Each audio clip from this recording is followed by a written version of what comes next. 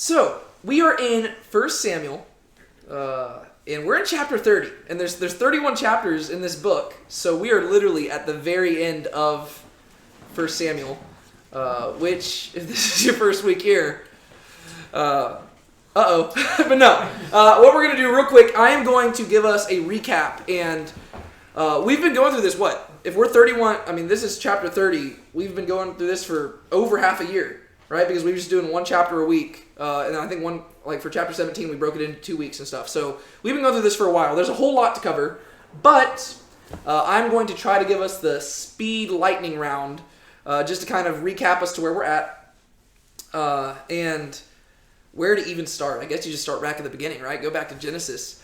In the beginning, there's this great big God who created everything.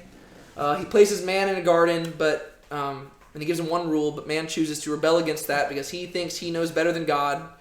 And God, being righteous, says he can't tolerate that. But God, being gracious, decides to kick off a plan to redeem things and to make it so that he and man can dwell together once again. And that is literally the whole story of the Bible. From Genesis to Revelation, it is God's commitment to dwelling with man again. Eventually, he reaches out to this dude named Abraham. Father Abraham had many sons. And he says, hey, Abraham, I'm going to do this super special thing through you. And through you, the whole world's going to be blessed. Abraham ends up having a son named Isaac. Isaac has a son named Jacob. Do you remember what Jacob's name is changed to? Israel. Right? This is where the people of Israel come from. Right? And this is why in the Old Testament specifically, and really into the New Testament and even to now, the people of Israel are considered special and set apart by God because they are the people through whom God is doing all these amazing things and through whom God is going to bring about the ultimate plan for us to dwell with him again. All right. Time passes, hundreds of years pass, in fact. The people of Israel find themselves slaves in Egypt, and they're crying out for deliverance, and lo and behold, God sends somebody to save them. Who is it? Who delivers them from slavery? Moses, thank you, yes. Super important guy, right? Moses comes down there, he says, let my people go. All these different miraculous things happen, and God shows up in probably the single most powerful way he ever did in history, other than with Jesus, but in a much more spectacular event. He delivers them from slavery. He guides them through the Red Sea, and while they're out in the wilderness, he gives them a law. Is that my mom? Yes. Okay, that's what I figured. But he gives them a law, and this law is the thing by which he is going to make them set apart and special and the stuff that he intended, right? Through this law, the people of Israel are going to be something special and unique so that everybody looks to them and they're like, whoa, there's something different about you. And it's all to point towards their God, right? Eventually, they are brought into the land that God had promised them. And once they get into that land, they say, hey, okay, so here's the deal. God gave us this law. We need to decide whether or not we're going to follow it. And they say, we're going to follow it. And that's when Morgan Freeman's voice cues in on the narration. And what does it say? And they did not. They did not, right? Because they didn't listen, right? Because, like we talked about earlier, we're humans and we're sinful. And yes, we want to serve God, but we're terrible at doing it. And we want to be good people, but we're just naturally not good people. And so, we go into the book of Judges, and we actually went through that whole book together with this group, and it starts off really good, where the people are like, yes, we're going to obey God, but then with each chapter, they go further and further down. And so by the time you get to the end of Judges, things are absolutely horrible. You have some absolutely despicable things happening by any standard. You don't even have to be a religious person to look at that stuff and be like, oh, that's messed up. That is bad. And you see what's happening, and you're like, these are supposed to be holy people? If anything, it's a bit reassuring nowadays because sometimes I look at stuff going on in the church and I'm like, how could you possibly call yourself a Christian? But I'm like, oh, well, same stuff happened in the book of Judges. In our mind. Oh, I know, that's the scary thing. I look at some thoughts I have, I'm like, oh, how did that come from a person who God could possibly love? But no, by the end of the book of Judges, everybody's just doing horrible stuff. And the way that the author summarizes it is he says, there was no king in Israel, and everybody did what was right in his own eyes. Which tells us, looks like the people need a king. But there's a problem with that, because God gave them the law, which means who was supposed to be their king? God. Right? That was the whole thing that set them apart. There's all these human kings and stuff, but they were supposed to have God as their king. He's the lawgiver. But it turns out that people aren't very good at serving that which they cannot see. So we get to the book of 1 Samuel. It opens up with a woman during the time period of the judges, and she's barren. And she's crying out for a child. And God grants that request. And she gives birth to a child named Samuel. Samuel ends up being a prophet. A really cool dude. A really faithful guy. And as he grows up, he ends up leading this massive revival in the land. Right? The people had totally turned away from God, but Samuel, he just gets their act straight. He's like, guys, you need to take this seriously. We need to repent. We need to actually try to obey the law. And they do it. And for decades, Samuel leads them, and things are looking great. But every time things are looking great, what do we sinful people like to do? Mess it up. And so, as things are looking great, the people look to Samuel and they say, hey, give us a king. We want to have a king like the nations around us. And if you go back to the law, this is kind of one of those places where it's you had one job. Because the people of Israel were created for the express purpose of not being like the people around them, right? They were supposed to be holy, which just means to be set apart. You're supposed to be different, right? That's why there's a lot of laws in there that just are weird. It's wear tassels on your robes and don't eat certain foods. They're just supposed to be different, right? It's not even all just moral stuff. Some of it's just be different. And so they were supposed to be different, but they're saying we want to be like everyone else, which is kind of a relatable thing. We do that all the time, right? God gives us certain commands, and we're like, nah, you know what? I'd rather do what they're doing. And so they say, we want a king, and Samuel doesn't like this, but God says, you know what, Samuel? Give him a king. It's not you they've rejected, it's me. And so they give him a king.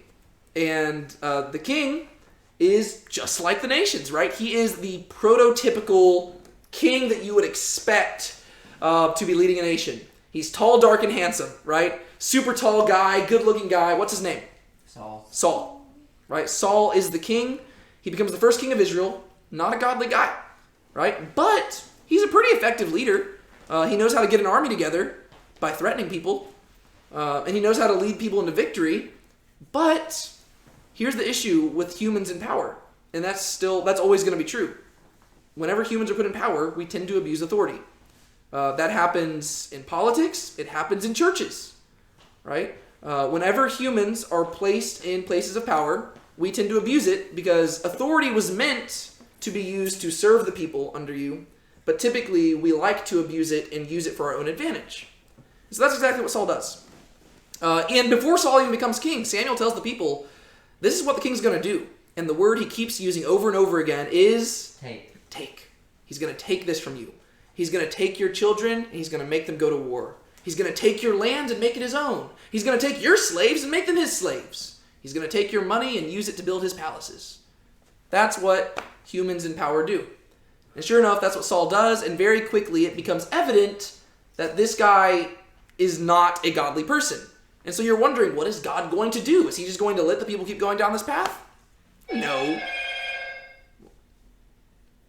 God's not going to let them keep going down this path, right? But he was teaching them a lesson. He was saying, you want to be like the nations? I'll let you be like the nations. But now, they need a new king, right? And so God says, I'm going to give you a new king, and this guy is going to be a man after my heart, right? And so God's using the thing that they asked for, which was bad, but he's twisting it to make it good. God does this a lot. What is this new king's name? David, right? Ah, yes, David has entered the chat. So David enters the scene, and when we meet David, he's a young boy. He's a shepherd, right? His family doesn't really care about him, don't think much about him. But God thinks a lot about him. He gets anointed, and from a young age, he knows he's going to be the future king, which is kind of cool. This is where I've told you that the story of David's kind of like the Christian version of Game of Thrones, because there's all this political intrigue where there's this kid is introduced into this almost pseudo-treasonous conspiracy from a young age to where he knows he's going to be on the throne, yet currently there is another king on the throne who's extremely power hungry. And nobody gets to know this story, right? David knows it, his family knows it, nobody else knows. The priest. Yeah, the priest knows it. Yeah. And so David starts growing up, and lo and behold, David also happens to be a great musician. And Saul, since he's been increasingly troubled by his power-hungry tactics, He needs a musician in his courts to soothe his mind. He ends up hiring David. And so now David's in the palace, and you're beginning to see how you think God is working behind all this. And David starts rising through the ranks. Eventually, there's this giant dude named Goliath who is threatening the people. And who fights him but David, right? Nobody else is willing to fight him because this dude is huge. He's a big deal. Everybody's terrified. But little teenage David's like, I got this. He goes, kills the guy. All of a sudden, David's a superstar. All the men want to be him. All the women want to be with him. They are literally singing songs about David everywhere they go. And you're looking at it and you're like, it looks like this is how God's going to put him on the throne. But the thing is, Saul is aware of this. And Saul sees David rising through the ranks. And he's like, this is problematic for me. Because if I want to stay in power, I cannot allow David to grow any more in power. Because the king, like all he can get now is the kingdom. Because in addition to rising in the ranks, David's best friend is Jonathan, Saul's son. David's wife is Saul's daughter. And so it seems like David is in the perfect political position to steal the throne. And so this is where Saul starts chucking spears at David. Because he's like, I need to kill David. And so he starts throwing, basically David has to go on the run. Saul tries to kill him. He tries to hire people to kill him. And for the last, 10 chapters, 11 chapters, David has been on the run, and he's still on the run. In every single chapter, he's just been on the run, and what we see about David is that he's a scrapper, and he knows how to survive. And he has been living in the wilderness, and he's just been going around from one place to another, trying to survive. There's been multiple close calls between him and Saul, and he's gotten out of it every time. But most recently, this is most prevalent to what we're going through here, and I'm going to explain this map and stuff in a second. Most recently, David did something he probably shouldn't have done. What did he go do? He went into the Philistine territory and worked with the king. Yeah, he went to the Philistine territory. And what you need to know about the Philistines, you can see it on the map right here. The land of Israel is right there. Philistia is over on the coast. Philistines were people who were most likely, we don't fully know, it seems like they were probably descended from the Greeks. Archaeologically speaking, there were these people who, they were called the Sea Peoples. It seems like they're the same as the Philistines. They came in through the Mediterranean, and they were along the coast, and they were trying to invade the land of Israel at the same time as Israel was also trying to invade the land of Israel. Because remember, this is all during a time when they're still trying to capture the land. And so the Philistines and the Israelites are warring for this land, and the Philistines are like the number one bad guys, right? This is where David got his claim to fame. Goliath, the giant, was a Philistine. But while David's on the run, he's been trusting God really well until this moment where he just kind of has a lapse of faith, and he says, you know what? I'm going to do the unspeakable. I'm going to go hide with the Philistines. And he goes there, and he earns their trust, and he's been living with them. And it's been weird because he put himself in a really bad scenario to where this is where we get to this map right here. Because he goes over here, right? This is where Jerusalem's at. This is Bethlehem. Those are all significant cities. But you go over here, that's Gath, right? That is the city where David goes to. He goes to the king there, and he says, hey, I want to join your ranks.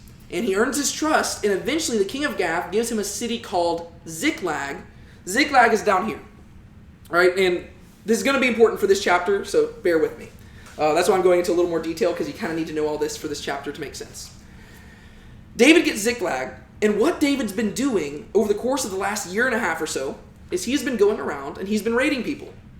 But he's been lying to the king of the Philistines as to who he's been raiding. Because the thing is, David wants the Philistines to think he's on their side, but at the same time, he doesn't want to fight his own people.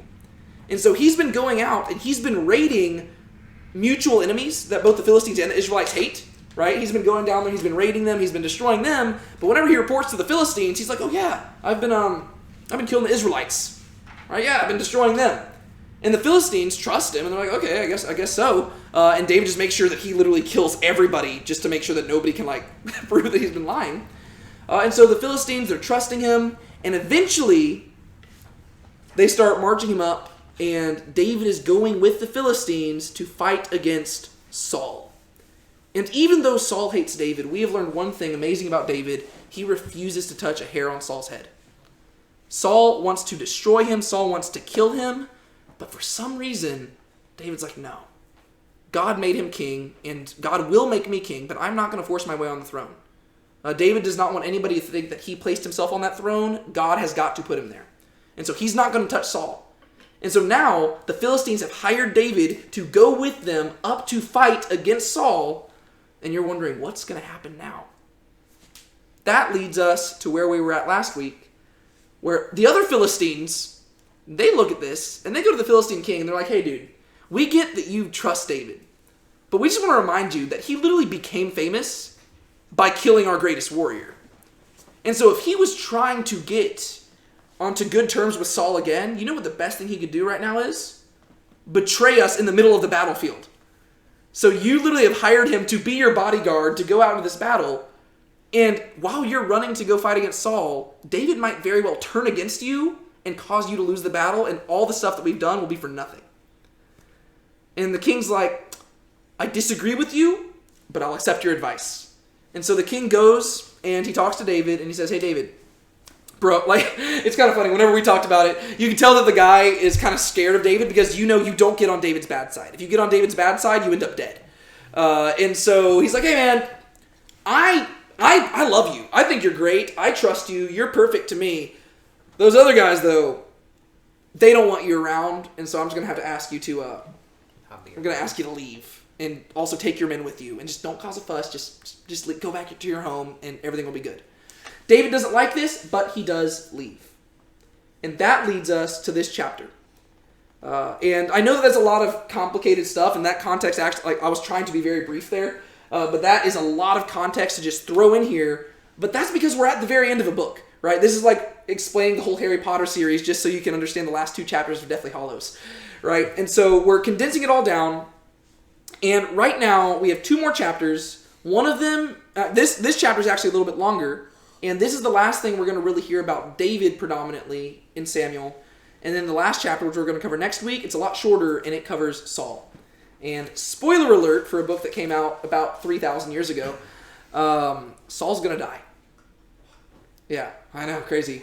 And that's going to pave the way for 2 Samuel, where David is going to become the king, and we're going to go into all those stories. But for right now, we're going to see what happens whenever David goes down back to Ziklag, and we're just going to see what happens there. 3,000 years ago? Yes. You're talking about the whole Bible? No, I was talking about 1 Samuel. Okay. Yeah. Yeah, okay. Yeah. All right, so the reason I have this map here is because this is where David and them were going to go fight against Saul, right? And so they traveled all the way up there, and then the day before the battle, they get sent home. And so now David and his men, if you can picture it, they're having to go across all this land, all the way back down here to Ziklag, right? So just picture that. Long journey, very tiring. Okay? Think about that. This right here, I just wanted to show this to you. This is actually a recent archaeological find thing where people think that they actually might have discovered the city of Ziklag. And it's actually a different site than the traditional site. The traditional site is down here, like I was just saying, but this site is actually much closer to Gath, which actually would make more sense because it was the king of Gath who gave the city to David. And we kind of talked about that in past weeks, how people were like, why do they have this random city down there? But there was this recent find where people think that this is actually Ziklag, and I just thought that was kind of cool when I was looking at it earlier. I was like, oh, see, thought I'd throw that in there. Okay, let's get to the actual story, though, now that it is 7:43. Really? Oh my god. Yeah, I know. All right, so we might not be able to go as in-depth as I'd like in this chapter, but we'll work our way through it. We're just going to take this paragraph at a time, okay? Now when David and his men came to Ziklag on the 3rd day, the Amalekites had made a raid against the Negeb and against Ziklag. They had overcome Ziklag and burned it with fire, and taken captive the women and all who were in it, both small and great. They killed no one, but carried them off and went their way. And when David and his men came to the city, they found it burned with fire, and their wives and sons and daughters taken captive. Then David and the people who were with him raised their voices and wept until they had no more strength to weep. David's 2 wives also had been taken captive, Ahinoam of Jezreel and Abigail the widow of Nabal of Carmel. And David was greatly distressed, for the people spoke of stoning him, because all the people were bitter in soul, each for his sons and daughters. But David strengthened himself in the Lord his God.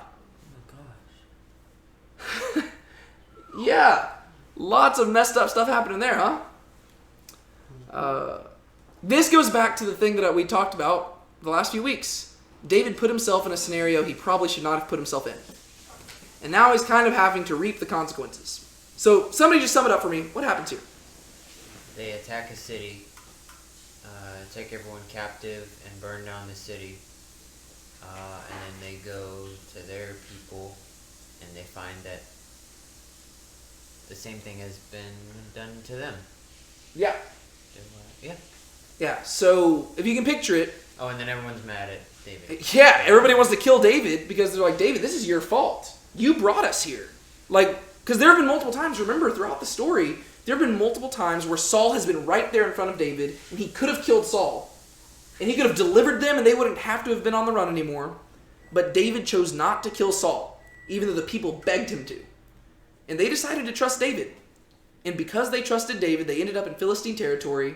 And because they ended up in Philistine territory, the Amalekites raided them. And because the Amalekites raided them, now their entire families have been kidnapped, and they don't even know what's happening to them. And so they're turning to David, and they're like, dude, we need to talk now. And you can understand their frustration. But David strengthened himself in the Lord his God. Yes. That phrase right there is where the whole story begins to shift again. Right? Because the last few chapters, David's been a wild card. David, before we even meet the character, he is described as a man after God's own heart. Right? That means we're supposed to look at him and we're supposed to be like, oh, this is the type of person we're supposed to be. But in the last few chapters, he has not been acting that way. He's not been trusting God. He's been out doing all this stuff. He's been multiplying wives. Buddy, stop doing that. He's just been doing a bunch of stuff. It's like, that's not what a godly dude's supposed to do. And lately, he stopped trusting God. He went over to the Philistines, and that was a big red flag. And so now all things are coming to a head, and we're like, how is David going to respond? And that phrase right at the end, that is the thing that should give you hope. It's like, oh, okay. There's still hope for David. Because in the midst of all this stuff, whenever things are coming to a boiling point, he at least turns to the right spot. And so we'll see how he responds, and he's actually going to solve the problem, and it's actually going to be really cool. This is one of those moments where David is at like the best of his best. And we've seen that back and forth throughout the book, where it's like you have David like in a really good moment, and then a really bad moment, then a really good, then a really bad. And that's kind of encouraging for us because it shows that even as a Christian, you know what? You can have days where you're just like doing the best. You're like, yeah, man, I'm just like killing it. And then the next day, you're just absolutely a terrible human being. And it's like, oh, okay, well, David did it too. Cool. All right, so let's walk through this. Now, when David and his men came to Ziklag on the third day, the Amalekites had made a raid against the Negeb and against Ziklag. All right, so I already talked about where Ziklag was. Right? What is the Negeb? Do y'all know? This is more geographical stuff. The south? Yeah, the Negeb, it just means south. It's the name for the Judean wilderness. You might hear it also pronounced like Negev, because B and V in Hebrew are just kind of interchangeable. So they raided Ziklag and the Negeb. And do y'all know who the Amalekites are? Oh, so were those the ones that he was actually killing when he was telling the Philistines that he was killing people? He killed a bunch of different people. I think the Amalekites were amongst them. Yes. Are they the descendants of Moab? I don't believe they're descendants of Moab, but here's the significance. There's two main things you need to know for this, for the sake of today. Whenever the people of Israel were taken out of Egypt and they were wandering in the wilderness, these group of people called the Amalekites came and decided to fight them. And from that moment on, God was kind of like, okay, we don't like those guys. That's really kind of just conflating the story and making it very simple.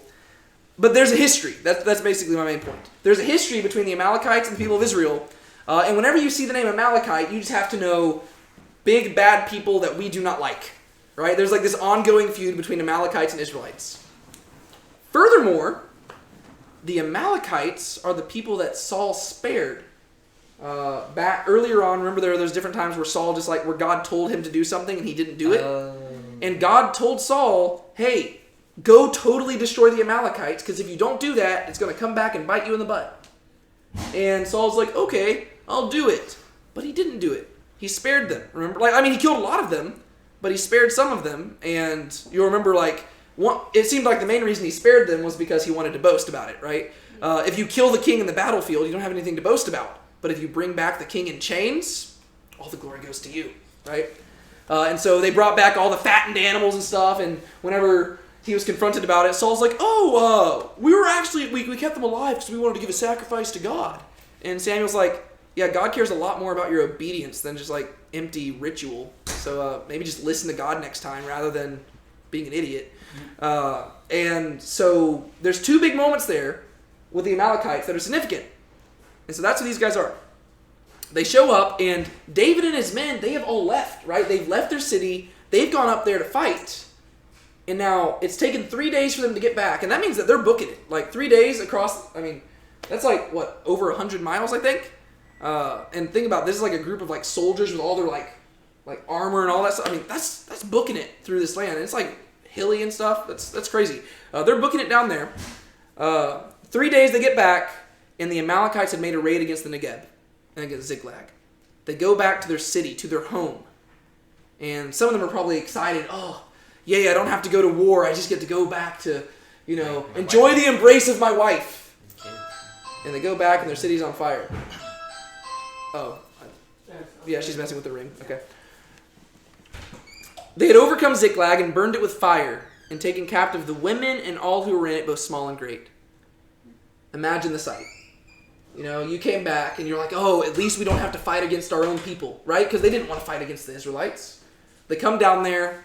They're excited to just go back to their families, and their entire city's on fire. It's burnt to the ground. Oh, no. Where's my wife at? Where's my kids at? Where's my puppy at? First thing, I would think that they thought, like, when they see the city on fire, is like, because you would see that from a distance, like, oh no, they're dead and killed. Oh no, yeah, that's the thing. And then you get there, and I mean, at least they're not killed, but it's also like, well, wait, where are they?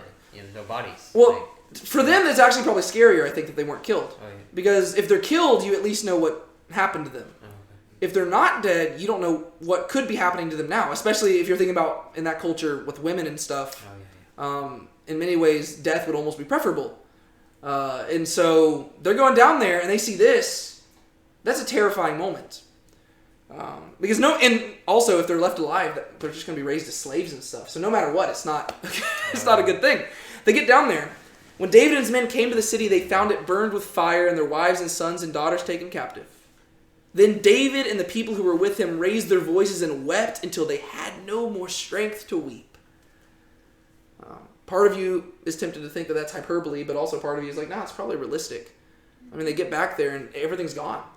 Right? I mean, this is a tragic moment. In a second, they're going to do what humans naturally do, and whenever tragedy strikes, we immediately start trying to find a way to cast blame. But before that moment, you weep and you mourn. That's what I love about Samuel. It's like, it's not a long book, but what little information it gives, it rings very true to just like, how humans are, right? You get back there, you weep, right? I mean, you don't immediately start casting blame. You realize our family's either dead or they're just gone.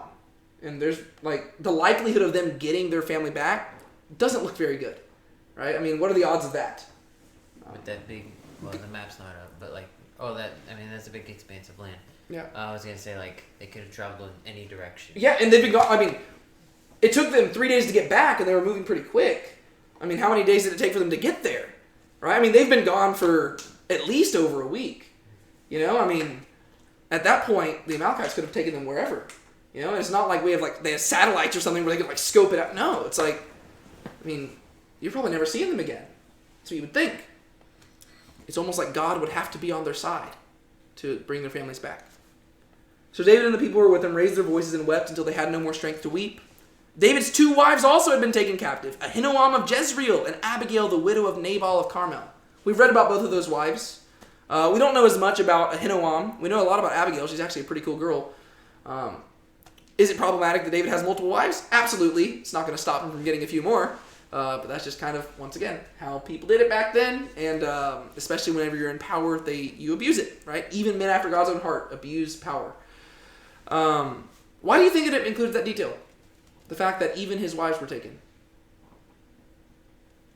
Oh, so clearly he would have a reason to despair also, but instead he strengthened himself in the Lord his God. Yeah. Well, yeah, it's like even David wasn't spared from this, right? And David was the leader of all of them. Even his wives were taken. And he also has reason to just get angry and mad and despair. But instead, his response is going to tell us something, right? That's one thing we have to look about David. He fails a whole lot and he does a bunch of stupid stuff, and we haven't even gotten to the major stuff. Wait till we get to David and Bathsheba. That is just the most ridiculous crap in the world. But whenever we get there, we're going to see David is a failure. But it's not just about failing. It's about how do you respond to your failure. And I think this is the moment where last chapter we were trying to figure out where David was at. You remember? It was just ambiguous. You're like, what is David's end goal here? Is he trying to be faithful? Is he not? We don't know. Right here, I think, is the moment where it all of a sudden clicks and David realizes, oh, I screwed up. He sees this and all the stuff God had given him is gone. Right? He has been given these people to take care of, and he was so focused on protecting himself that he put all of their families at harm's way. And he's like, oh no, this is not good. And David was greatly distressed, for the people spoke of stoning him, because all the people were bitter in soul, each for his sons and daughters. Yeah, I'd probably be distressed too. I mean, David was known for being, literally all these people. We remember the story. These people did not go with David into, hiding and into running. Literally, he was already on the run, and they came to him. Right? It's not that they, had no choice. These people saw David as a fugitive, and they said it would be better to live with David in the wilderness than to live with Saul in a town or a village. These people trusted David. They chose to live with him whenever he had nothing. They gave everything for him. There were multiple times when he could have delivered them, but he chose not to because he said that he trusted God. Well, David, why'd you stop trusting God? That's the whole thing. It's you said you trusted God, but it was your lack of trust in God that got us to this moment right here. We followed you because we thought you really did trust God. And now our family's gone. And so they're talking about stoning him. They're let's get rid of this guy. You could understand, honestly, I kind of side with them a little bit. If I was looking at this, I'd be like, yeah, let's get rid of David. This guy, he's all talk. Maybe he's just a guy, maybe he's just afraid. We're not afraid. Let's get rid of him and let's go do something. I get it. And I get David's reaction too. I'd be distressed. Because, especially for him, he's realizing he screwed up. And he realizes, you know what? Maybe they should stone me. I put them here. I put them in this situation. Also it's just probably pretty terrifying. You literally trained all these guys to be battle-hardened warriors, and now they're turning against you. And you're like, I really wish I hadn't taught them everything I knew. That's problematic. And now they're turning against him. They're wanting to pick up stones. And he's like, oh man, how do I fix this? How do I fix this? How do I fix this? And for us, as the reader, we're reading this and we're like, how is David going to respond? Because this is one of those big moments, How you respond is going to say a lot about you. Is he going to flee like he's done before? Is he going to fight them? But David strengthened himself in the Lord his God. What does that even mean? He went to the gym. He's like, I can do all things through Christ who strengthens me. No.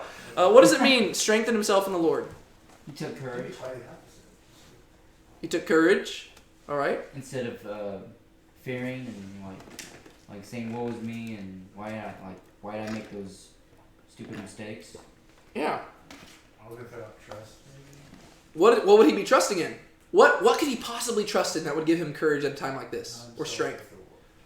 He remembers the promise that God gave him at the beginning, that the kingdom is his, and he knows that he's not on the throne yet. Yeah. And so he knows that there's still things that God's going to work through him. Absolutely.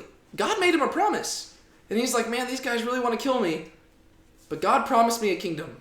And I haven't sat on the throne yet, so I know they can't get me yet. And you notice that's not about him at all. To me, it's not him saying I deserve to live. It's not him saying I deserve to get... No, he's just saying it's about God. God made a promise to me, and he's not going to break it. And so even though I'm a stupid, rotten failure, I can be strengthened right now because I know he's not done with me yet, because what God has promised, he is sure to fulfill. So he's strengthened by this. And he says, okay, so if I'm going to end up on the throne, that means these people aren't going to kill me, which means that I'm probably going to have to find a situation to get us out of this. Okay? And David said to Abiathar the priest, the son of Ahimelech, bring me the ephod. So Abiathar brought the ephod to David. And David inquired of the Lord, shall I pursue after this band? Shall I overtake them? He answered him, pursue, for you shall surely overtake and shall surely rescue. So David set out, and the 600 men who were with him, and they came to the brook Besor, where those who were left behind stayed. But David pursued, he and 400 men. 200 stayed behind, who were too exhausted to cross the brook Besor. This right here is the brook Besor. Just in case you just wanted a picture of it. It doesn't look like much of a brook now, but that's because I think that it is mainly dried up in the past 3,000 years. Yeah, But what it looks like at the time. what's that? Generally, what was it look like back then? I have no idea. Or I- today? You don't have them? If they make a time machine, I'll go check it out and take a picture. But it probably looked like that, but with more water. That's what I'm assuming. Yeah. To be fair, it is called a brook. It's not. One thing we have to realize, like whenever whenever you're in Israel and it's referring to things, we typically think of like we live in Texas, so we think on big terms. Yeah. They don't think on big terms. Like whenever you hear the Sea of Galilee, you think of like a huge thing. You go there, it's like a tiny little lake, right? And sure enough, like whenever you get to the Gospel of when you read like Matthew and Mark, they call it the Sea of Galilee because those people are from Israel. Luke, when he gets it, he calls it that's a lake. He's like, it's the Lake of Galilee, basically. Because Luke, he comes from the Roman Empire. He's traveled all around. He sees that, he's like, that's a lake. That's not a sea. That's a lake. The sun never sets. Yeah. And like the Jordan River, whenever we think of that, we hear so much about the Jordan River. I think it's a big deal. That thing is it is probably about as wide as from me to Dylan. Like that is how wide that river, so the brook it was probably a pretty thin brook. Israel is not huge. How does it compare to Texas? I think you could probably fit 100 Israels in Texas. Not 100, but that's exaggeration. But you could fit a lot. 10, I think you could probably easily fit 10 Israels in Texas for sure. Israel is not big at all. They literally walked the entire length of it in 3 days. So just think about that. Okay, so David turns to Abiathar. Who's Abiathar? The guy he saved. He kind of saved him. You'd be next in line for the high priest, right? Yes, yeah. So the high priest, that's the main priest in Israel. And you might remember that David was kind of responsible for his entire family dying. Whoops. Mainly because David went and asked David went and asked the former high priest for help while David was on the run from Saul, and he didn't tell the guy that he was on the run from Saul. And so whenever Saul came around later, he was like, did you help out David? And he's like, well, yeah. And Saul's like, well, then I'll help you die. And then, it basically kills the entire, the high priest and his whole family. And Abiathar is the only one who escapes. And Abiathar might just be a kid at this time. He escapes and he goes to David, which once again testifies to how good of a guy David is, because even whenever David is responsible for his entire family's death, Abiathar decides, yeah, I'm still going to stay with you. Which is wow, that's crazy. And David's been kind of taking care of Abiathar since then. And a lot of time's passed. Now it's probably 10 years later, so Abiathar's older. He's probably functioning in that priestly role. And so David says, bring the ephod. Do you remember what an ephod is? It's like like a cloth. vest, I guess. It's like a kind of cloth breastplate thing. We actually don't know a whole lot about it. Specifically exactly what's going on here. The Bible gives very little information. A lot of people just kind of guess at what's roughly happening. But it seems like there were these two stones on there. Do you remember what they're called? The Thummim, Urim? Yeah, the Urim and the Thummim. And it seems like we really don't know. Scholars literally just debate about this. It seems like the way that this kind of worked was if somebody was going to inquire of God, it seems like one stone probably represented yes and one represented no. Which sounds kind of basic, but I guess God used it that way. I don't know. If you're trying to do that nowadays, I don't think it's going to work. But back then, it seemed like God had kind of just ordained that was how things were going to work. So one stone probably represented yes, one represented no. And so you would ask basically yes or no questions, kind of like a magic 8-ball, except with God, and it's actually legit. And so they'd be like, hey, should I do this? And they'd probably roll them or I don't know. I don't know how it worked. But he would say yes or no. And so that is why David's calling forth Abiathar. He's like, hey, come forward, bring the ephod. I need to ask of God. Right? I need to ask him some stuff. Not really a question, but that's also Old Testament. God would directly say yes or no, but then now he wouldn't. I guess he could, hypothetically. I just don't know how we would ever Like, I don't know how we would test that. Like, it's not like, yeah, because But he had appointed that back then. We don't have anything like that. Have a testable yes, no answer, Yeah. which is very old. Yeah, we don't have anything like that nowadays where it's like, hey, do this. It's like, nah, just, yeah. And to be fair, I don't really think we need one too much. But okay, so David says to Abiathar the priest, the son of Ahimelech, bring to me the ephod. So Abiathar brought the ephod to David. And David inquired of the Lord. Do you remember what the word for inquired is there in Hebrew? No, Saul. It's Shaul, right? Yeah, that's the irony because Saul, his name is Shaul, and it means to ask. And Shaul never Shauls of God, whereas David is constantly Shauling of God. So David Shauls better than Shaul Shauls. It's kind of just a pun in the original language. Okay, so David inquired of the Lord, shall I pursue after this band? Shall I overtake them? He answered him, pursue, for you shall surely overtake and shall surely rescue. Most likely, this is not God audibly speaking. It's, shall I pursue? Yes. Shall I overtake them? Yes. It's like, that's what's happening there. Most likely. I guess it could be an audible thing, but I don't think so. So, David set out. All right, so what does God tell David? You shall surely overtake and shall surely Don't rescue. conquer them. Yeah. You're going to do it. This should get us really excited. Because for 3 chapters or more, maybe, we have seen David just be an utter failure. And he has really just not been focusing on God. He's just been kind of doing his own thing, just kind of living by his own strength. But finally, he turns back to God. And remember, we actually did have a moment where Saul did inquire of God a few chapters ago. Do you remember that? And do you remember what God did? He didn't answer him. He didn't answer, right? Because God didn't approve of Saul anymore. But now David asks, and he says, God, shall I chase after these guys? And you can tell David's probably mad. Should I chase after these dudes? Yes. Will I overtake them? Yes. And David's like, all right, game on. And this is kind of cool. Because if we just zoom out real quick, think about how this is kind of God providentially working through all this. Because David, if David had just kept going by his own thing, he would currently be fighting against the people of Israel. Right? He would literally be fighting against his own people. But instead, God providentially helped him get out of that scenario by having the Philistines turn against him.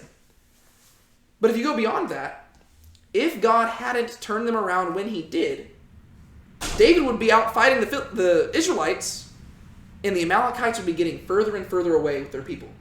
And by the time they got back, there'd be no hope. So by God turning him around, despite all, this is in the midst of David being a total sinful idiot, God still is providing for him, and he's helping them out. Which, that's just kind of encouraging if you just think about it that way. If God hadn't turned them around, they wouldn't be able to save them. But at the same time, God let them get far enough away for this to happen, because I think God's wanting to send a message. If they came back and Ziklag was totally fine, David probably would have just kept on doing the same old thing. He probably would have just stayed in Ziklag. But instead, this was God using discipline. Right? He says it's like a slap in the face. I talk about this all the time, where God just kind of has to smack you around sometimes just to, get your focus. That's what he's doing. He's like, hey, look at what your sin caused to happen. They're taken away. Now, if you get up right now, I'll help you get them back. But don't do it again. It's like, aye, Capitan. It's like, yes, you're right. So David set out, and the 600 men who were with him, and they came to the brook Besor, where those who were left stayed behind. It's kind of cool. You can just imagine it right here, right? They're walking up. And right here, the people are just exhausted. But David pursued, he and 400 men. 200 stayed behind, who were too exhausted to cross the brook Besor. So why did they stay behind? They're very exhausted. They're tired. And they've got to be tired because their families are literally, gone. And they're probably so if they can't go forward, it must mean that they're literally almost at the point of death here. They have been booking it. And I imagine that they didn't hear about Ziklag whenever they first saw the smoke. I'm sure that somebody came, and that's probably explains why they got there so quickly. Along the way, David, your entire city's been burnt down. What? And they've been, so they're exhausted. And these guys, they tried to go the full way, but they're like, David, we can't go on. And so he says, okay, you stay with the baggage, you watch it here. You can imagine them just stripping off a lot of their stuff. They're like, we're going to have to travel light. God told us we're going to win. Let's go do it. And so it leaves those people there, and 400 of them keep on going. All right, we move on. They found an Egyptian in the open country and brought him to David. And they gave him bread, and he ate. They gave him water to drink, and they gave him a cake of figs and 2 clusters of raisins. And when he had eaten, his spirit revived, for he had not eaten bread or drunk water for 3 days and 3 nights. And David said to him, "To whom do you belong, and where are you from?" He said, "I'm a young man of Egypt, servant to an Amalekite, and my master left me behind because I fell sick 3 days ago. We had made a raid against the Negeb of the Kerethites, and against that which belongs to Judah, and against the Negeb of Caleb, and we burned Ziklag with fire." And David said to him, "Will you take me down to this band?" And he said, "Swear to me by God that you will not kill me or deliver me into the hands of my master, and I will take you down to this band." Oh, the anticipation builds up. What happens? The slave is offering to help him if you don't take him back to the slave. Yeah. The master. Talk about a coincidence, right?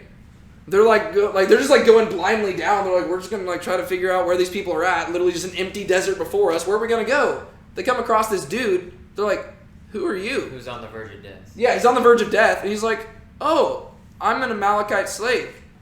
Really? For what group? The group that just burned down Ziklag? You don't say. Well, that's awfully convenient for us. Could you show us where this band is at? So once you see the providence for all this, right? This is not it's not accidental. You're supposed to look at this, and I think in many ways, even in the midst of this tragedy, I wouldn't be surprised if the author is winking at the audience as he's writing this, right? Because he's like, look at that. Look at how God just did that. It's crazy. So, they found an Egyptian in the open country and brought him to David. Who is finding him? An Egyptian. Well, no. Who finds him? Yeah, David's guys. David's guys. Most likely, you can imagine this is a group of battle-hardened warriors, and they're going looking for a group of Amalekites. He's probably sending out scouts in every direction, just saying, "Hey, go look for somebody," because they're trying to track him down. It's not like they had a GPS coordinate. They're just literally just looking everywhere, and they're sending people out. And one group, I guess, finds an Egyptian just chilling out. I imagine he's probably just chilling under a tree, being like, "Crud, I guess I'm just gonna die here. Can't do anything." So they find this Egyptian guy in the open country, brought him to David, and they gave him bread and he ate. 2 cool things here. 1, they just saved a guy's life, and 2, they just saved a guy's life. Here they are so focused on saving other people, saving their own family, yet they take the time to nourish this guy. You would think that really, I think there's 2 reasons they do this. I think 1 is just because they're loving people and they're just being compassionate, and that's cool. But another reason is just more pragmatic. They need information, and they're seeing if this guy's got information to give them. So they nurse him back to health, right? They give him food. They're like, "Hey, dude, come on. We need you to talk." They give him food. They help him eat. And they give him a lot, right? They give him a piece of cake. They give him a piece of a cake of figs and 2 clusters of raisins. And when he had eaten, his spirit renewed, for he had not eaten bread or drunk water for 3 days and 3 nights. Yikes. And he's out in the middle of a desert. Probably has not been having a great time, especially as we're going to see. He was sick already. So he's sick, he's hungry, he's thirsty, he's in the middle of a desert. The fact that this guy's still alive at all is kind of shocking to me. But they're able to kind of just revive him a little bit. And David said to him, "To whom do you belong?"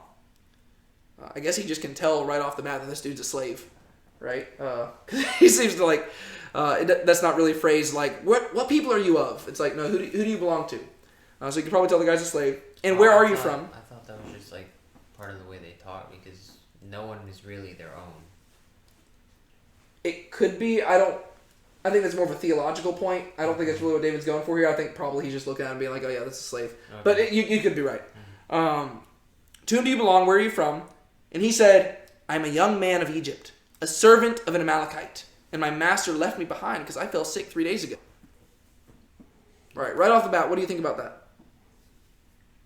Anything significant there? His master doesn't care about him. Yeah. So that teaches you how Amalekites treat slaves. Why is that significant? Because their family is slaves right now. Yeah. Presumably. It's that's the treatment our family's going to get. We really need to get them. But in addition to that, what does that tell you probably about this guy? Not a good He's slave. barely alive. I don't know. Not what I'm going for. He doesn't not like him. Yeah, he probably doesn't like him very much anymore, right? He's like, yeah, I got sick and they left me in the desert. Oh, yeah. Yeah. So probably safe to say that he has no allegiance to those guys anymore, right? He's like, guys, I just had a common cold. Jeez Louise, you didn't have to abandon me. Just that one statement right there teaches us a lot. It teaches us how Amalekites treat slaves. They treat them like nothing. You get sick, you get left in the desert. And it teaches us that this dude, probably not a fan of the Amalekites. And so, if you're wanting to know where they're at, perfect guy to hand them over to you. We had made a raid, I like that he just keeps giving more information. We had made a raid against the Negev of the Kerethites, and against that which belongs to Judah, and against the Negev of Caleb, and we burned Ziklag with fire. So he basically says, all that destruction you saw, we were the ones responsible for that. That was my group. And I don't know, I wasn't there, but this is where I imagine David's men all of a sudden looking over at David, and all of their anger against him suddenly dissipates. Because they're like, maybe God is with this guy. Because what are the odds that they happen to find a guy in the desert who not only belonged to the camp, but is literally in the most perfect scenario to be willing to betray these people to them? What are the odds of that? I mean, a day later, he would have probably died.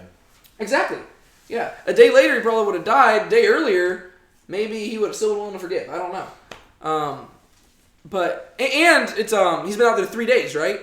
Mm-hmm. And it had taken him 3 days to get there. So the timing of it, it also kind of reassures them that I guess the people didn't raid them a week earlier, right? It's no, that just happened 3 days ago. So they got raided about the time they were turning around. So it's okay, well that means they can't be too far ahead, right? I guess they could have a 6-day lead, but David and his men are booking it. And so, a lot of stuff that we learned just right there. And David said to him, will you take me down to this band? And he said, swear to me by God that you will not kill me or deliver me to the hands of my master, and I'll take you down to this land. He's like, hey, bro, as long as you won't kill me, I'll do whatever you want. He's like, absolutely.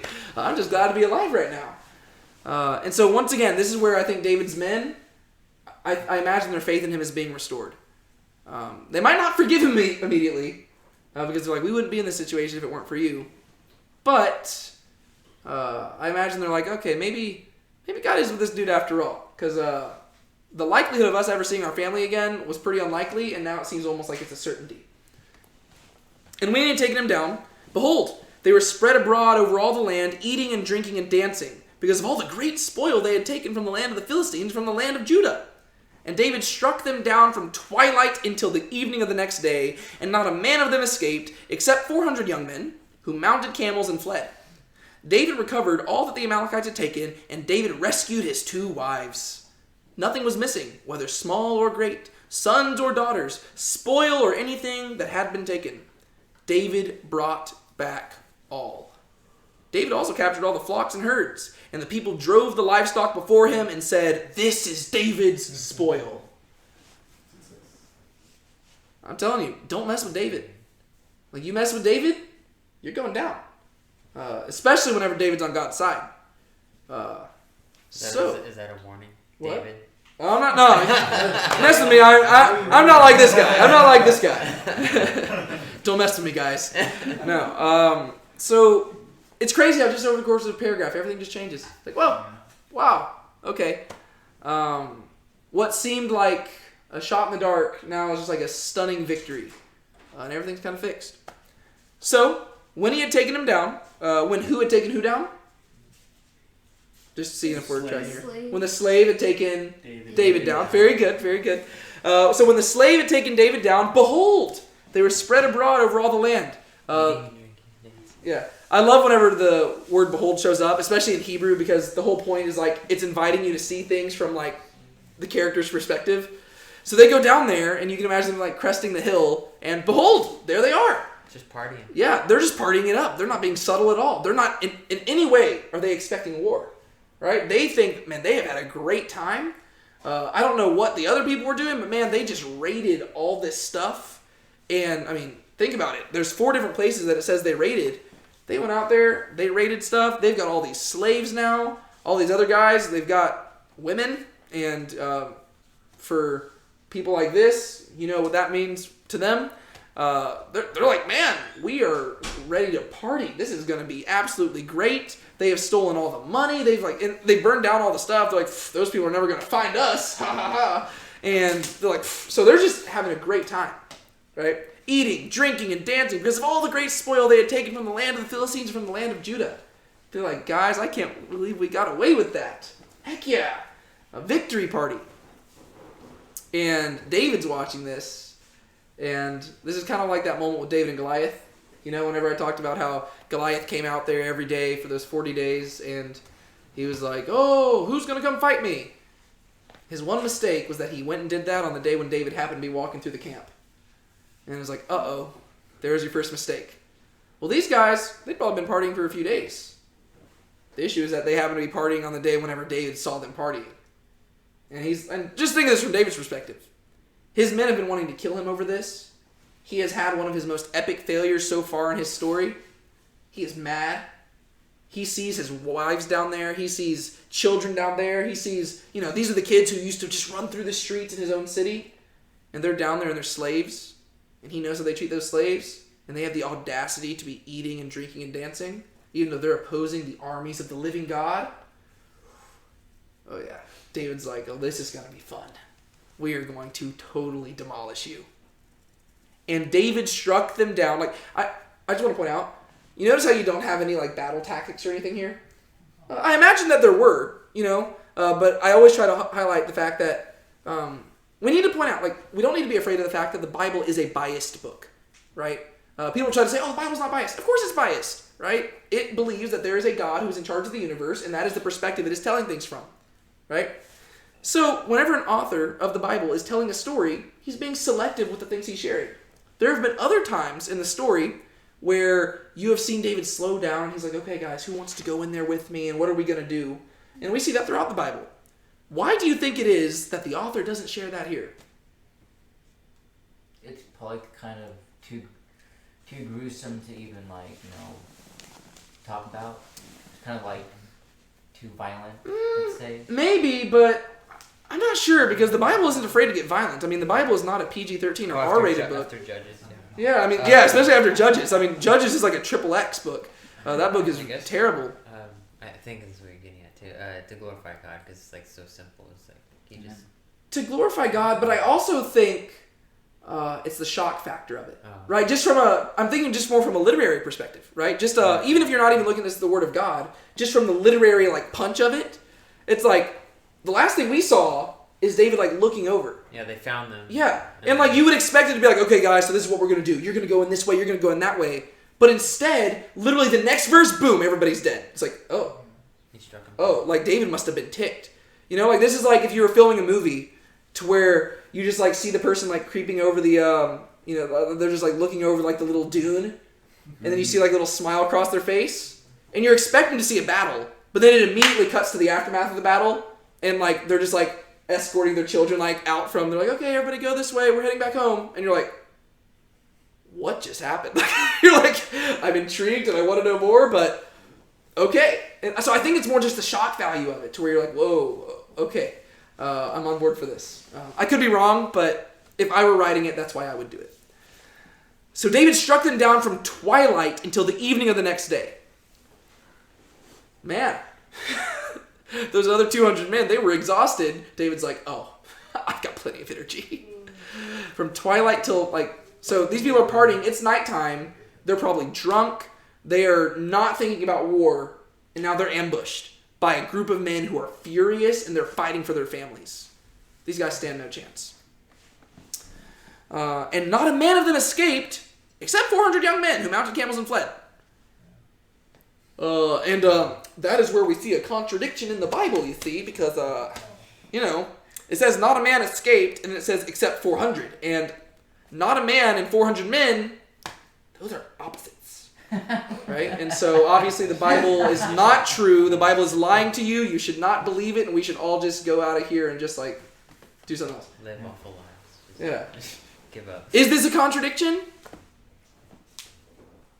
Well, No, it was all of them, but only a little percentage of the group was able to survive and managed to survive. It's hyperbole, right? If this is a contradiction, then that would necessitate that the author of this book is literally the most stupid person in the entire history of the universe, because he literally could not remember the phrase he wrote right before he wrote that one, right? And if you're going to suggest that two different people wrote this, you're going to say that two different people saw two things that looked entirely contradictory and they decided to put them right next to each other. Same sentence. Yes, same sentence. Obviously, what's going on here is it's exaggeration. The whole point is that they were utterly demolished, except for 400 men, which, what does that tell you about those 400 men? If 400 men qualify as not a single man, what does that mean about the overall army? It's a lot bigger. It was huge, Oh, okay. right? How many people are fighting with David right now? 600. No, 400. 400. 400. Yes, that's right. 200. Right? So 400 men go in here, and only 400 men escape, but the army was entirely demolished. If you're doing the math there, that would suggest that this army was ginormous, Like and 1,000 or the something. 400 men, I'm not surprised that it highlights 400 and 400, right? 400 men went in, and 400 left. Oh, so I guess nobody died. Oh no, their army was totally destroyed. How big was their army? Right? The idea is that David's men were totally outnumbered, but man, they just swept the field. Right? They just demolished everybody to where not a man survived, except for those few 400 who got on a camel and fled. The point is that the Amalekites are not entirely destroyed, but they're almost entirely destroyed. And so David is doing what Saul did not do. Right? He is demolishing them. David recovered all that the Amalekites had taken, and David rescued his two wives. Nothing was missing, whether small or great, sons or daughters, spoil or anything that had been taken. David brought back all. You can feel like the emotional punch of that, right? What is the thing the author's trying to communicate? They wiped them out, Yeah, and they Got everything back. God gave them everything back. yeah, yeah. What are the odds of that, right? The idea that nothing. Like, they literally got everything. And what we're going to see, not only did they get everything back, they actually got surplus. Because not only did they get what was taken, they got all the other stuff that the people had taken from the other stuff. And so this is once again just how God takes care of David. Like, David has been sinning against God for like over a year here. Yet God rewards him by giving him more. It's like Hesed. Yeah, it's like what? It's like Hesed. Yeah, it's a big deal, right? It's almost like that's how God does things, right? God loves giving things to people who don't deserve it, and He loves giving more than they could ever possibly expect, right? And it's weird, and people don't like it, and it makes them uncomfortable. It's like, why would God give so much to a stupid sinner? Because He's really cool, and that's awesome. He's a loving God. Yeah. All right. This is the end of the end of the chapter. And like I said, next chapter is actually a lot shorter. Then David came to the 200 men who had been too exhausted to follow David, who had been left at the brook Besor. And they went out to meet David and to meet the people who were with him. And when David came near to the people, he greeted them. Then all the wicked and worthless fellows among the men who had gone with David said, "Because they did not go with us, we will not give them any of the spoil that we have recovered, except that each man may lead away his wife and children and depart." Oh, dang. They were going to kick him out. Yeah. But David said, "You shall not do so, my brothers. With what the Lord has given us, He has preserved us and given into our hand the band that came against us. Who would listen to you in this matter? For as his share is who goes down into the battle, so shall his share be who stays by the baggage. They shall share alike." And he made it a statute and a rule for Israel from that day forward to this day. Real quick, just before we actually start discussing what's in the paragraph, when you see the phrase "from that day forward to this day," what does that mean? The day that this The was person written. writing it is in from the future. Yeah, it suggests that probably this book was not written during the lifetime of David. It suggests that probably a few centuries have passed, because if you're just writing this like a year later, it's like, oh yeah, that law was implemented and it exists to this day. It's like, well, yeah, I certainly hope so. That's we not very long. that. Yeah, no, the idea is that, like, it's the idea of like, hey, guys, you know that law that we have in Israel? That goes back to David. It's like, oh, well, that's kind of cool. All right. So, Then David came to the 200 men who had been too exhausted to follow David and who had been left at the brook Besor. Right? So these 200 men, they're so exhausted, they're just chilling out there, they're waiting, they're watching the baggage, and David and his men come up. You remember Captain America, the first movie? Yes. Whenever Captain America comes like marching over the hill and he's all alone, and everybody's like, and then all of a sudden like that whole army, like basically he single-handedly, when he came back from infiltrating like the Nazi camp and brings back like all those people, I kind of imagine it's that moment. You know, they see like David marching at the lead of them, and then they're like, oh, did they get our families? And then all of a sudden like everybody else crests the hill, and they're like, yes, they brought him back. And so they come back to those men at the brook, and they went out to meet David and to meet the people who were with him. Why would they go out to meet him? To see what's going on, right? Did you win? Like, did you get our people back? And when David came near to the people, he greeted them. Okay, so David's immediate reaction, how is he treating these people? He's happy. Yeah, he's like, hey, he's just treating them like normal people, right? Hey guys, it's good to see you. Yeah, we went there, we won, and we got everything back. He just greets them like normal. Then all the wicked and worthless fellows. Among them. Does the author seem to have a positive view of these people? No. Not really. Wouldn't you hate that? Wouldn't you hate to like, you're like, hey, by the way, Finn, you made it into the Bible. Really? How did they describe me? Wicked and worthless. It's like, oh, great. We always talk about how we want to do something for God, but it's like, yikes. Then all the wicked and worthless fellows among the men who had gone with David said, one thing that just clarifies, all the people who are with David, all because they're with David doesn't necessarily mean that they're godly people. Just note that, right? David's a godly guy. David's a man after God's own heart. Not everybody with him is. All because a lot of them just saw David and they're like, yeah, he's a good leader. He actually seems to care for people. That's one thing, right? Some people are drawn to Christianity not because of Christ, but because they're like, Christians, they can be loving people. They can be caring people. Sometimes they're not, but they can be. It seems like that's why they were drawn to David, and David's just trying to convince them to focus on God. Then all the wicked and worthless fellows among the men who had gone with David said, because they did not go with us, we will not give them any of the spoil that we have recovered, except that each man may lead away his wife and children and depart. So, one good thing about the author here is that he makes it very clear that we're supposed to disagree with what these people say, unless we for some reason think that being wicked and worthless is a virtue. So we already know these people, what they're saying is bad. What are they saying though? Those who did not fight can leave, get their wife and kids and leave. Okay. And what's so bad about that? They don't get any spoils. Yeah, what's so bad about that? I mean, they didn't fight. Why should they get any spoils, right? Well, besides their reasoning, what they're giving them is loneliness in the desert. So. Well, I don't think they're, whenever they say depart, I don't think they're saying that we're kicking them out of camp. I think they're just saying, like, go back home. Like, just get your people and leave. I don't think they're kicking them out, like exiling them to the desert or anything. But they have nothing. What's that? They have nothing. That's true, right? I mean, their houses have been destroyed. It's not like they have any place to go back to.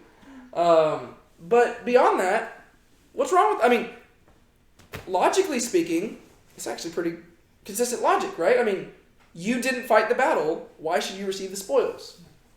Right? I mean, think about this just maybe not in terms of fighting in a battle. Think about this in terms of just like working a job, right? You didn't do the job, you don't get the paycheck, right? I mean, that logically makes sense, right? I mean, that's just, that's how we typically think. They didn't do the most like clear and obvious job, but I think David like points out, well, they stayed with the baggage. Yeah, but these people are saying, they should have kept up with us. Mm-hmm. Staying with the baggage, what's that? They don't deserve it. Yeah, that's what they're saying, right? They don't deserve it. They're speaking from a more entitled perspective. They're saying, we do deserve it. We fought the battle. We got the spoils. It's ours, ours, ours. Which, technically, like I said, logically that does hold up. What's the problem with that thinking? It's prideful thinking. It's proud. It wasn't. it wasn't ever really theirs to begin with. Like, if it's anyone's, it'd be God's. Because God was the one who orchestrated all of it. If it wasn't for him, they wouldn't have even been able to get all of the spoils and their family back. Booyah. Alright? They're saying, we're the one who won the battle. Not according to David's theology. According to David's theology, the battle belongs to who? God. If you won a battle, it's not because you were a good fighter. It's because God was on your side.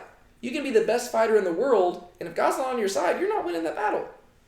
And that's not even just David. Like, that is like the ancient Near East. Like, from an Eastern perspective in the ancient world, that is how battles were viewed. Whoever won the battle, that meant that their God was more powerful. Right? That is just how they viewed it. Right? That's not just like a Christian perspective, not just a Jewish perspective. That's just how things were. Right? If the Philistines win, that must mean the Philistines are more powerful. Right? Whereas from an Israelite perspective, God made it clear, if you lose a battle, it's not that the Philistines are more powerful. It's just because you're not listening to me, and so I'm not fighting for you. Right? But yeah, so according to David's theology, all because you won a battle doesn't mean you're entitled to anything. That just means that God was fighting for you. And that's very crucial. Whenever it comes to applying this, we should learn a good principle here. Because especially in our current culture, people feel so entitled to every little thing. And Christians, most of all, geez Louise, we are the worst when it comes to being entitled to stuff. It's like, I'm entitled. We make all these demands on people. And according to the Bible, you're not entitled to diddly squat. If you have anything good, it's because God has given it to you. And really, he's given it to you in spite of how stubborn and sinful you are. Yeah. And so if you have anything good from God, you're not supposed to be entitled. You're supposed to be grateful. And you're not supposed to hold on to these things with closed hands. You're supposed to give them out freely. And so these people come back from war and they're like, yeah, you didn't fight the battle. You were too weak. You stayed back here and you just rested. We went out there and we saved our entire families. You wouldn't have a family if it wasn't for us. They're talking down to these guys. But you can see by David's greeting, he's not thinking that way. David greets him. He's like, hey guys, good to see you. Then these other men, they come up. And the Bible's like, yeah, they're wicked and worthless. Because these people don't know how to be grateful. God gave them this victory. God's the one who orchestrated all of this, right? If they'd had it their way, if they'd kept doing their own thing, they would be fighting the Israelites and their families would be dead. God had turned them around. God had put that Egyptian there to lead them in the right way. And God's the one who gave them the victory. And now they have the audacity to say, sorry, I can receive what God's given me, but you don't get to receive any of it. David's like, oh no, we are not doing that this way. And so that's what I'm saying, where we really do see David in this chapter being the David that we've missed. Right? This is a really good way for David to go out in the book of 1 Samuel, because we see that David that's like, yeah, that's the man after God's own heart. Mm-hmm. Because he's not doing this for selfish gain. Because think about it. David fought with them. So if they're saving the spoil for themselves, he would get more of it. But instead he's saying, no, we're dividing it even more, and we're giving the spoils to those 200 people as well, because we need to provide for all of them, not just the people who went and fought. Because those people did watch over the baggage, and that's a very valuable and noble task. They were just a little bit more tired than the rest of you. So get over it. Oh, you know what? It reminds me of That's kind of fitting for the Ziklag story, sadly. The way you just explained it just reminded me a little bit of the parable that Jesus told, where the different people started the day working at different times. Yeah. But they all got paid the same. Yes. Yeah. No, and I'm glad you brought that up, because that story is characteristic of God. We actually just talked about that in discipleship group on Sunday nights. Do y'all remember that parable that Jesus shared? Yes. It's the parable of the vineyard workers. I don't know. People just kind of come up with the names of them.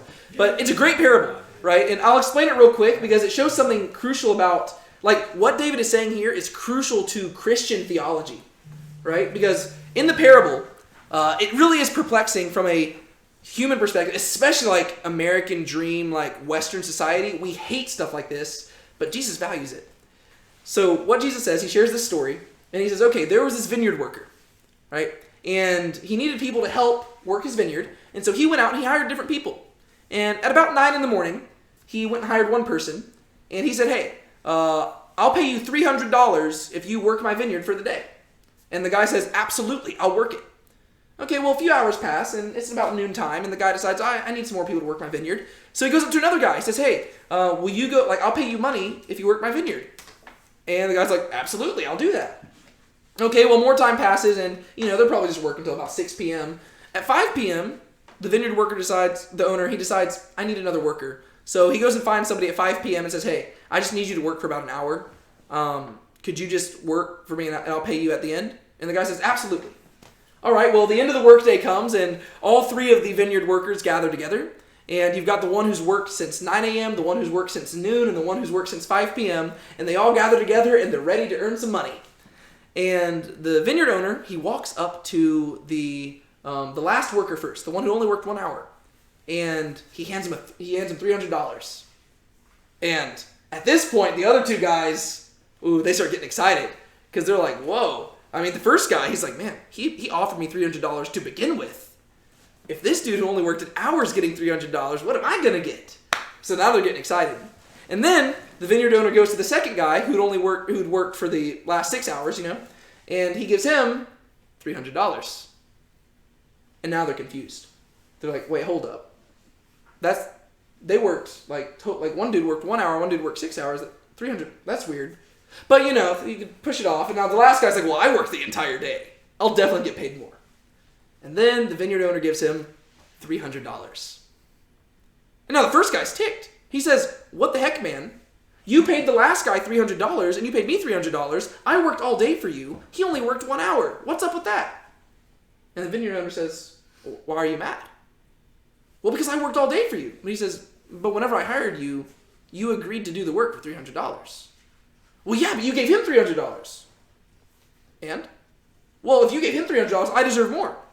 What makes you think that? It's my money. You agreed to do it for $300. I gave you $300. I like the part where he's like, am I not allowed to do what I please with my money? Yeah.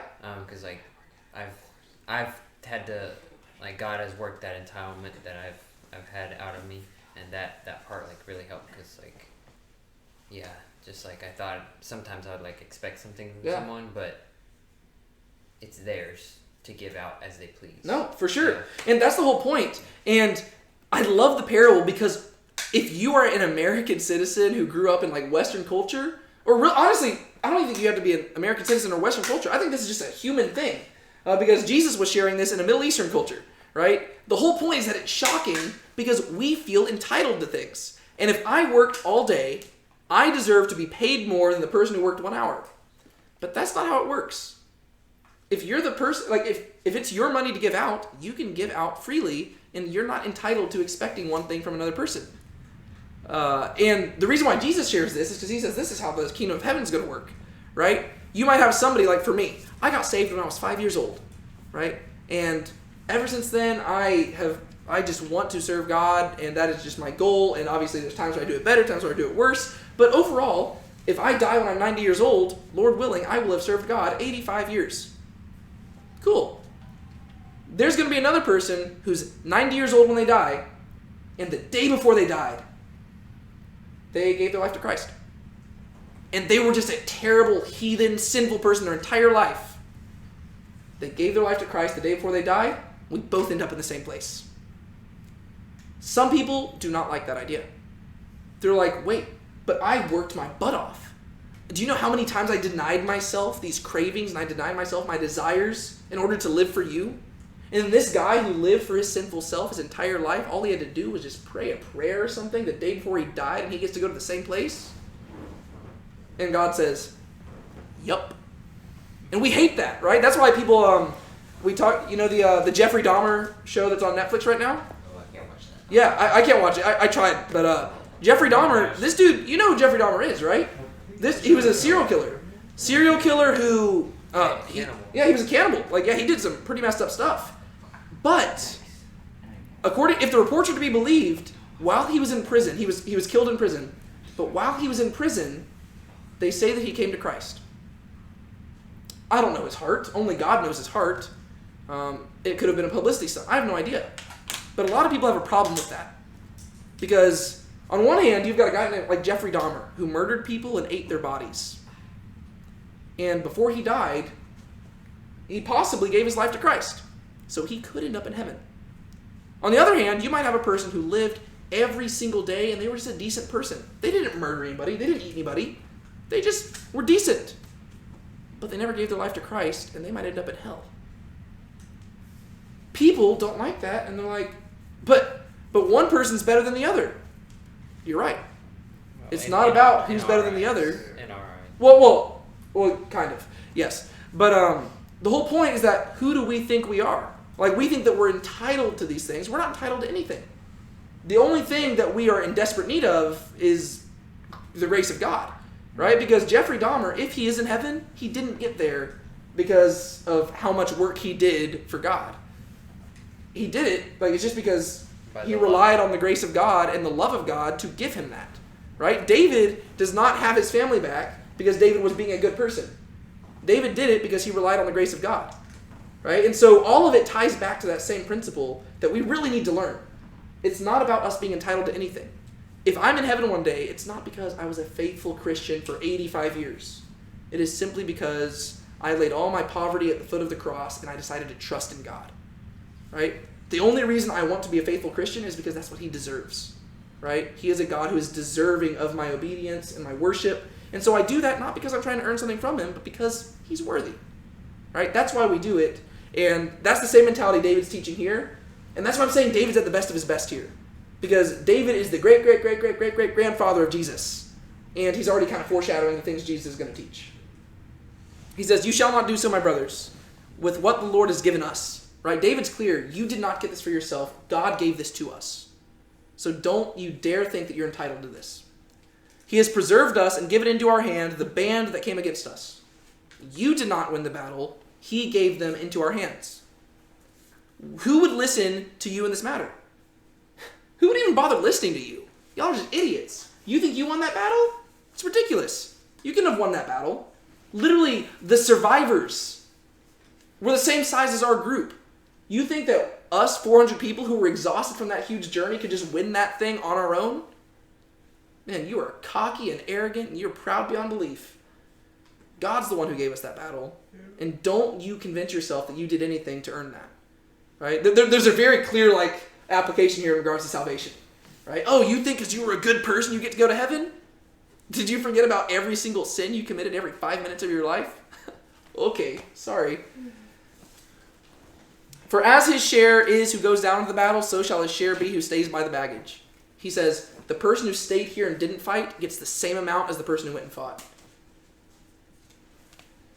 They shall share alike. And he made it a statute and a rule for Israel from that day forward to this day. You notice what people don't do? They don't rebel. David says this, and they have respect for him again. Right? These people are no longer trying to stone David. This would be a good moment for it, right? Who do you think you are? You're the one who put us in this mess, David. You have the audacity to speak us. You're like, nope. We get it. David says this, and they're like, yeah, God's on this guy's side.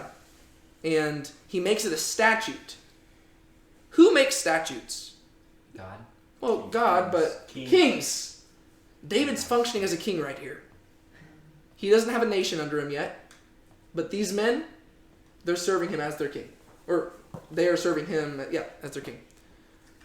That grammar was weird. He made it a statute and a rule for Israel from that day forward to this day. When David came to Ziklag, he sent part of the spoil to his friends, the elders of Judah, saying, "Here is a present for you from the spoil of the enemies of the Lord." It was for those in Bethel, in Ramoth of the Negeb, in Jatir, in Aroer, in Siphmoth, in Eshtemoa, in Rakal, in the cities of the Jerahmeelites, in the cities of the Kenites, in Hormah, in Borashan, in Athak, in Hebron, for all the places where David and his men had roamed. They've been around. They have been around. Nice little ending there. Why is it there, though? Oh, he shared it, and just to note where all the places they've been. What's the significance of that, though? Who's he sharing it with? It's the people he roamed around with, right? The people of Israel. People of Israel. Why is that significant? That's God's chosen people. And? Yeah, and he's taking care of them as a king would, yeah. Yes. And? Where has he been for the last year and a half? In the wilderness. Philistine territory. And so now here he is. He's destroyed some of God's enemies, and he sends out a tribute to all the people that he had helped out before he went to the Philistines. And he says, hey guys, here's a little bit of the spoil. To quote John Wick, I'm thinking I'm back. Right? Okay. This is a mic drop moment where it's like, guys, like to me, it's an apology. David says, yeah. He's kind of owning up to it. And in many ways, I think he's saying that if I'm thinking from David's perspective, from what we know about him, I think he feels that he owes those people something. Because formerly, he was serving those people, and the only reason he hasn't been serving them for the last year and a half is because he was a scaredy cat who ran to the Philistines. Those people aren't entitled to his service, but as their king, he feels entitled to serve them. And for a year and a half, he has neglected that duty, and so he sends them this spoil. He says, hey, here's a present for you from the spoil of the enemies of the Lord. He says, I'm sorry that I haven't been there for you the last year and a half, but I'm back now, and I'm staying. Right? This is just a great moment. Like this is the end right there to David's story where you're like, okay, our hope has returned. Because last week, man, we were just going through it and we're like, David, what are you doing? Like we just don't know where he's at. But right here, David has fully returned, and you're like, yes, go David. This is the man after God's own heart, right? This spoil could have gone to him and his family to help them build stuff, but he takes part of his own spoil, which was apparently, think about how many places he's sending it to. And he's not just going to send them like $10. That wouldn't mean much. He's sending significant amounts to each of these different places, which means that they must have plundered a whole lot of stuff. Yeah. This was a big, big moment for them. I mean, how many places is that? Like, I didn't count them, but it's a lot.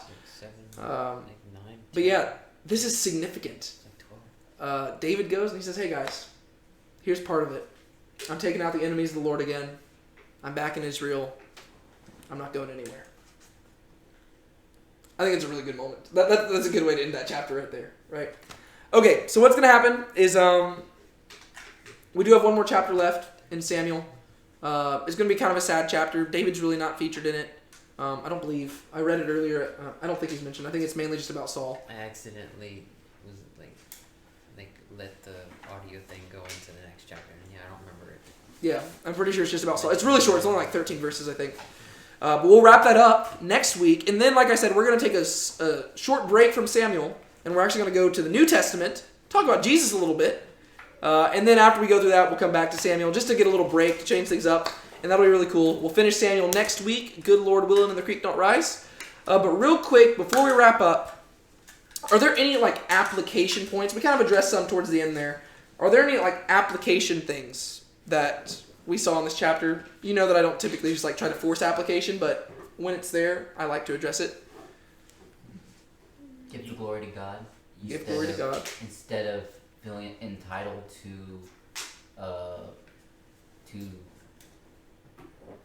what you've got in your life, thinking that you deserve it or something like that. Yeah. I think just a practical word of advice is that entitlement does not belong in the heart of a Christian. Technically, it doesn't belong in the heart of anybody, but we can't hold if you're not a Christian, we can't hold people to the same standard. We can't expect them to adhere to a Christian moral ethic because that'd just be weird. They don't care about Yeah, but if we are Christians, we need to fight the urge to be entitled. That is not acceptable. If we have anything, it is a gift. And you know what? One thing that I see this, those God's Not Dead movies? I absolutely despise those movies. Because a lot of them are from an entitled perspective. Yeah, no, there's another one coming out too. But one of the the most recent one, it was I didn't even see it. I saw the trailer and it made me just want to throw up. There's more? Yeah, there's 4 of them at least, I think, or maybe 5. There's so many. But the thing is, those movies, they're very entitled. Because a lot of them are based off the idea of freedom of religion. And they're saying, oh no, the government's trying to take away our religious rights, which really, we're doing great over here in America. Compare ourselves to the other countries, there's a lot of, people are oh no, they didn't like our Christian movie, we're so persecuted. No, the movie just sucked. It was bad. Just get over it. But in those movies, a lot of times, the most recent one, it was about, it's kind of the embodiment of, Christian nationalism. And it was talking about, they're taking away our freedoms. But you know what the issue with that is? We're not entitled to religious freedom. And I know the Declaration of Independence says, there are these unalienable rights, but that's not the Bible, right? Those are things that religious people saw, and they said, we want to form a government that gives people these rights. But the thing is, we are not entitled to those things. Right? We're not entitled to freedom. That's why in the Bible, there's Christians who are being persecuted left and right, but they're not complaining or whining about it. They're saying, suck it up and die for your faith. Don't oh, boo-hoo, get over it. We have it really good over here. Those movies should be called Constitution is Not Dead. Essentially, essentially, that's one big issue. It's people they take the Declaration of Independence and they make it the Third Testament or something. I'm no, I appreciate the Declaration of Independence and I love America and I love what the founding fathers were going for, but we can't convince ourselves as Christians that we are entitled to that, right? I think America is a great place to live, and I'm so glad we have that freedom. But if that freedom were ever taken away, you suck it up and get over it. You don't complain about it. It's just something the Bible doesn't say. No, the Bible just says submit to authorities, whether you like it or not. This is the freedom in Christ. New Testament is to be obedient to God. Yeah. Either way, you're either a slave to sin or a slave to Christ. Yeah, for sure. And that's just one example. I'm just saying, entitlement, get rid of it. It's no good. So what I was gonna say, as a application. God is loving and gracious. Be likewise. Yeah. Because that's what David's doing there, right? Rather than being entitled and focused on what you deserve, be focused on giving to others, right? Because David was in a perspective. It's not this isn't we don't even see what the 200 men are saying. The 200 men aren't being no, we want spoils too. David's the one doing it. He was out there in the battle. He fought for it. He earned this stuff. But he says, no, we're going to give. So that probably is a good mentality for us too. And it foreshadows stuff that Christ says. So, anything else? Could you possibly say that, if you've fallen into sin or if you've, fallen away from God, you can always come back to him? Because David was kind of, going to the Philistines and he kind of neglected the people of Israel, but he's, now back with them and ready to, serve God and serve the people. Yeah. Give thanks to the Lord, for he is good. His hesed endures forever. So right? It's never too late. So that was David. Repent. David slid back and came back later. Yeah. It's never too late. Even though he had yeah. Well, I guess there is a moment where it is too late. But fortunately, that moment has not yet arrived. And so, while you have time, repent. Yeah. The day of the Lord coming. That's the day that is. Yeah, I'm talking about the final judgment. I mean, at that point, yeah, it's too late. But up until then, we're good. So how do you define the day of the Lord? That is a totally different, that'll just lead us on this total tangent thing. I thought it was just when Jesus returns, that's fine. I think the day of the Lord is a very flexible term throughout the Bible. It can mean a bunch of different things. Okay. All right, anything else? Okay. Dear Lord, thank you so much for allowing us to be here today. I pray that we will have taken something from this lesson. If anything, that we'll just appreciate how beautiful the stories in the Bible are. But beyond that, God, that we will appreciate what you have done in the world through this person named David. He's amazing. I pray that we'll learn to be more like him, God, that we will learn to repent of our sins and just kind of turn back to you, even if we've gone astray. And also, God, that we will learn to not be entitled and self-focused, but we'll learn to just be more gracious and loving towards other people and freely giving to them, even whether they deserve it or not, that we'll just be kind and loving, God. We praise you for who you are. We thank you for setting an example for us and for giving us all these things which we have no right to expect, but which you give in abundance. In your name we pray. Amen. Amen. All right.